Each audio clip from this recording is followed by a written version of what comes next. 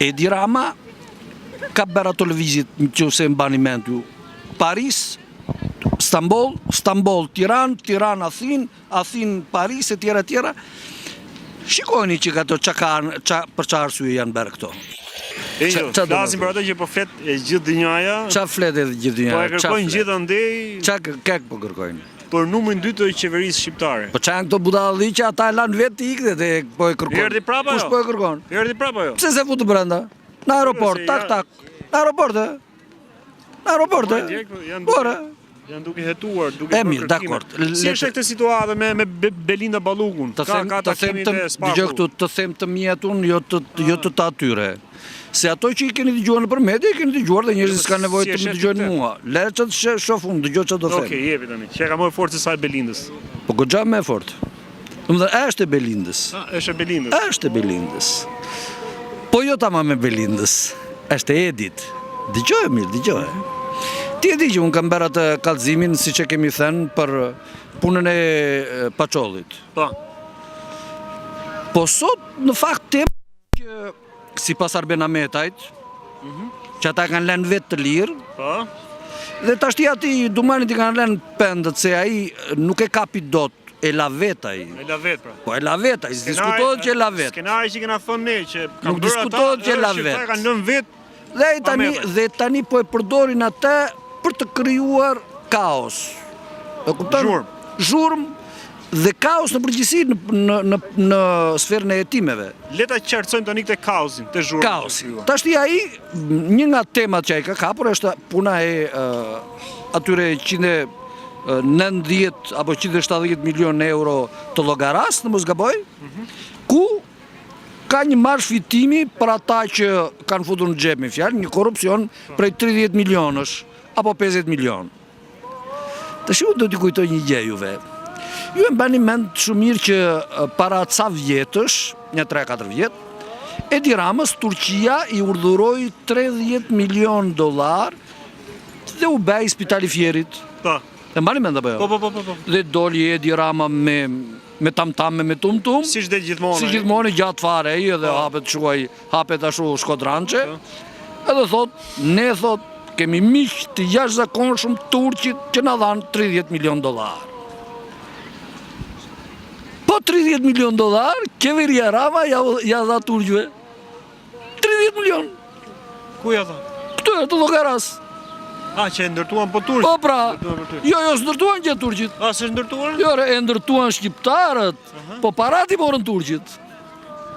Po çaj morën turqit, çka kanë bërë turqit që i dha 30 milion ky, se normalisht dikur që ti merr edhe i punëtor me marrë. Dale. Po këtë nuk kuptoni ju dhe kjo është sekreti i gjës. Kjo është ajo që të kam folur unë edhe në rastin e bankersit, që zhvendosen ngjarjet, zhvendosen parat, zhvendosen personazhet për të mos kuptuar se si funksionojnë gjërat. Ashtu. E kemi thënë apo jo? Po patjetër. Ashtu. Po e shohin edhe në vende të tjera këtë. Turqit nga buxheti i shtetit të tyre japin Shqipërisë $30 milion. Këto atje regjistrohen si një dhuratë që shteti turk ja bën shtetit vlla shqiptar. Vlla që në kohën e Skënderbeut. Me që ja dha shteti turk shtetit shqiptar $30 milion, ato atje u regjistruan në rregull. S'ka bje, s'ka si të jetoj prokuroria në Turqi, se ku vajtën $30 milion, ikën ato vajtën. Tani shteti shqiptar i dhuron shtetit turk $30 milion, po jo shtetit, po xhepit. Më të në dhuron një biznesmeni, i cili pastaj i ndan me palët. Dhe ku i ndau tani? Ku e ndarë do? Po ca i merë Belinda, ca Edi, ca Paçolli, ca Erdogani, ca miqtë e tij, ca lyet rrota atje që të fshihen të vërtetat, se ndoshta Erdogani vetë mund mos ketë marrë asgjë, e kupton ti? Po lyet rrota dhe zhduken parat. Ky është sekreti. E ke sigurt? Unë kam 100% të sigurt. Të vërtetuar. Jo të vërtetuar, po unë di dhe arsyen përse qeveria turke ja dha këtë dhurat qeverisë Rama, dhe unë besoj që qeveria turke ka pasur vrejtje të rënda që Edi Rama nuk bëri atë që duhet të bënte në këtë drejtim. Sepse qeveria turke ka ndihmuar qeverinë shqiptare që të mos denigrohet nga pala Francë, Serbi, si shtet që promovon terrorizmin islamist. Islamik, po. Po, domethënë ka pasur një lëvizje të fortë nga ana e francezëve, mbështetur natyrisht nga serbët, për ta promovuar, domethënë për ta shfaqur Shqipërinë nëpër botë si shtet, jo si shtet, po të paktën që këtu ka grupime terroristësh, po. islamistë. Dhe Turqia ka dhënë kontribut të jashtëzakonshëm në këtë drejtim. Gjë që nuk e bën dot shteti shqiptar, se nuk i ka kapacitetet. Dakor? Dhe unë mendoj që shteti shqiptar e ka marrë këtë ndihmë dhe ka marrë edhe, si thua, një lloj direktive se çfarë duhet bënte me këtë lloj ndihme. E sa ka plotësuar shteti shqiptar këtë gjë? Shteti shqiptar gjithmonë ka trajtuar shqiptarët, turqit e këtë do, sepse Edi Rama, nëse Se kanë përmbushur këtë domethënë? Jo, natyrisht jo. Dhe prandaj unë do t'ju rikujtoj juve dhe do t'i them Erdoani është ndjeni të kësaj? dhe patjetër. Si S'ka diskutoj. marrë si mas ndaj vllajt i Edi Rama? Ai çdo gjë e bën me qëllim që të përfitojë dhe vet, pas një diskutimi. Erdoani. Por të përfitojë vet si shtet, si qeveri, edhe si person në planin politik. Pastaj në anën e paras, domethënë nëse ka korrupsion, s'ka korrupsion, atje thonë që ka, po kjo nuk është problemi im dhe Tani s'mund ta di që zgjidhun. Spaku do të shkojë edhe në Turqi të merret me Erdoanin.